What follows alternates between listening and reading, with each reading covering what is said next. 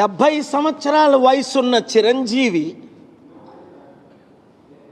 మతి తప్పి మాట్లాడా లేదా ఒక కొత్త వేషం వేశాడా అన్నది ఒక ప్రశ్న.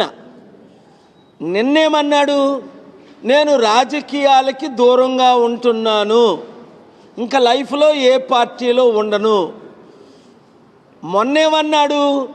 ప్రజారాజ్యమే జనసేనగా ఆవిర్భవించింది. అటు మొన్నేమన్నాడు? నేను బ్రతికున్నంత వరకు రాజకీయ నాయకులను ఎందుకు కలుస్తున్నాను అంటే రాజకీయం చేయడానికి. ఈ మధ్యనేమన్నాడు? మోదీని కలిసినప్పుడు. ఆ తర్వాత ఆ మధ్యనేమన్నాడు?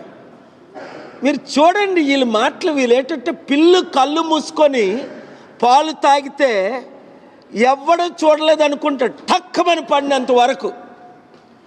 అలాగుంది చిరంజీవి పవన్ కళ్యాణ్ మాటలు.